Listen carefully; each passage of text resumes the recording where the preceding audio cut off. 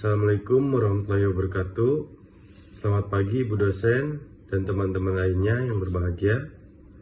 Pertama-tama, marilah kita panjatkan puji syukur kepada Allah Subhanahu wa Ta'ala yang telah memberikan rahmat-Nya kepada kita sehingga kita dapat berkumpul di acara kali ini. Perkenalkan, nama saya Riko Tripandowo dan teman saya ada Mbak Siti Anissa Fitriani, Mbak Adriana Jainal, Mbak Meli Febianti, dan Mbak Syifa Fauzia. Di sini kami akan menjelaskan materi tentang faktor-faktor yang mempengaruhi perkembangan. Baiklah teman-teman, langsung saja ke materinya. Perkembangan manusia adalah suatu proses yang berlangsung sepanjang hidup, yang mencangkup perubahan dalam berbagai aspek seperti fisik, kognitif, sosial, dan emosional. Proses ini dipengaruhi oleh beragam faktor yang saling berinteraksi, yang dapat berasal dari dalam individu itu sendiri maupun dari lingkungan eksternal. Untuk memahami perkembangan manusia secara menyeluruh, kita perlu mengkaji faktor-faktor yang mempengaruhi baik yang bersifat nativisme, empirisme, dan konvergensi. Berikut penjelasannya. Aliran nativisme dibawakan oleh Schopenhauer tahun 1788 sampai dengan 1860 yang berpendapat bahwa perkembangan individu manusia dalam kesehariannya dipengaruhi oleh satu faktor, yaitu faktor keturunan atau yang bisa disebut hereditas. Pandangan aliran nativisme tentang perkembangan individu itu semata-mata ditentukan oleh faktor-faktor yang dibawakan sejak lahir, natus atau sama dengan lahir. Bahwa anak sejak lahir membawa sifat-sifat dan dasar-dasar tertentu yang dinamakan sifat pembawaan. Itu yang dikutip oleh Miftahudin tahun 2019. Para ahli yang mengikuti aliran ini biasanya mempertahankan konsep aliran ini dengan kemiripan antara orang tua dan juga anaknya. Misalnya, anaknya adalah seorang seniman musik, maka anaknya akan menjadi seniman musik pula.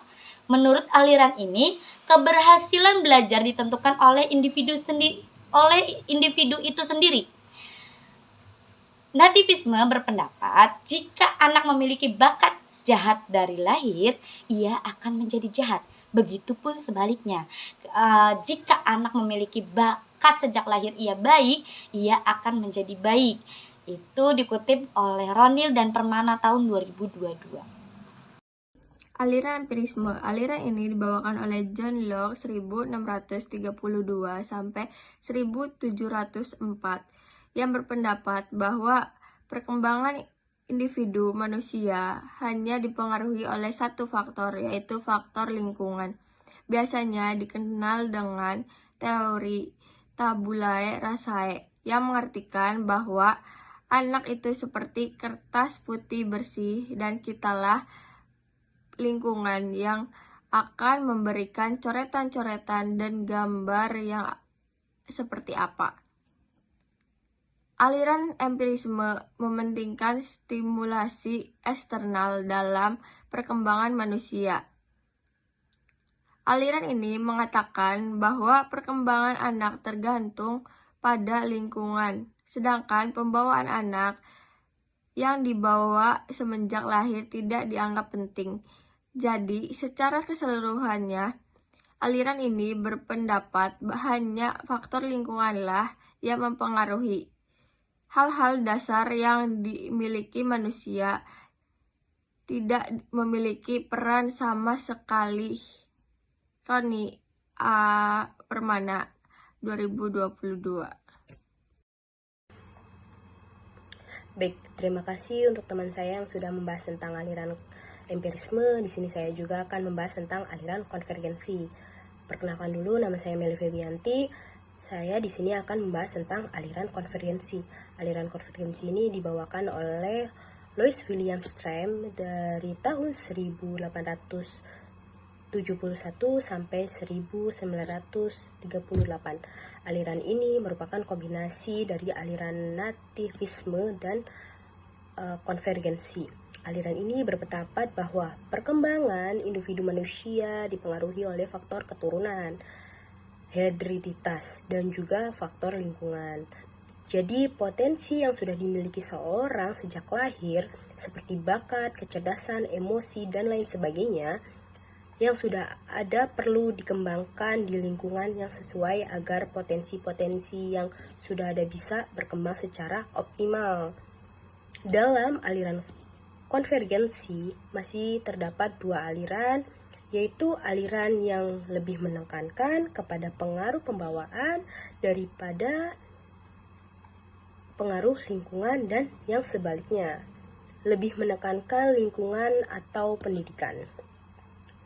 Jadi sementara itu kan banyak yang belum puas nih atas jawaban dari aliran konvergensi yang mengatakan nih bahwa perkembangan manusia itu ditentukan dari dua faktor kan, yaitu faktor pembawaan dan faktor lingkungan yang menurut Nadira 2013. Contohnya misalkan saja anak tersebut memiliki bakat sebagai seorang pelukis, namun ia tidak dibesarkan pada lingkungan yang mendukung potensinya tersebut. Nah, maka anak tersebut tidak bisa mengembangkan potensinya sebagai seorang pelukis kan. Jadi, keduanya itu membutuhkan antara potensi dasar dan juga lingkungan yang harus berjalan dengan beriringan. Berdasarkan materi yang telah disampaikan teman-teman sebelumnya, maka kesimpulannya adalah proses pematangan sel-sel tubuh menuju kedewasaan dikenal sebagai perkembangan. Pengertian perkembangan itu sendiri mengacu pada suatu proses tertentu, yaitu suatu langkah maju yang tidak dapat diulang. Ada dua jenis perspektif tentang faktor-faktor yang mempengaruhi perkembangan. Yang pertama yaitu perspektif psikologi barat dan yang kedua yaitu perspektif Islam. Berdasarkan perspektif barat, perkembangan manusia itu dipengaruhi oleh 3 faktor. Yang pertama yaitu faktor hereditas atau yang disebut dengan nativisme, yang berkaitan dengan pola pewarisan sifat dari orang tua ke anak melalui DNA. Kemudian yang kedua yaitu faktor lingkungan atau yang disebut dengan empirisme, yang berarti bahwa lingkungan sekitar itu sangat menentukan perkembangan seorang anak karena seorang anak akan lebih cenderung menerima faktor dari luar, terutama lingkungan keluarga. Dan yang terakhir yaitu faktor hereditas dan lingkungan atau konvergensi. Faktor ini menjelaskan bahwa perkembangan anak dipengaruhi oleh perpaduan antara kedua faktor tersebut, di mana perkembangan anak tidak dapat terwujud jika salah satu faktor itu tidak ada. Sedangkan dalam perspektif psikologi Islam, faktor yang mempengaruhi perkembangan pada manusia sama dengan psikologi barat, berupa faktor hereditas, faktor lingkungan, dan perpaduan antara hereditas dan lingkungan. Tapi perbedaan dari kedua perspektif ini adalah di dalam perspektif psikologi Islam terdapat faktor kehendak Allah Subhanahu wa taala, di mana semua tidak akan mengalami perkembangan tanpa seizin Allah sebagai pencipta alam semesta. Mungkin itu saja yang dapat kami sampaikan. Selebihnya mohon maaf. Wassalamualaikum warahmatullahi wabarakatuh.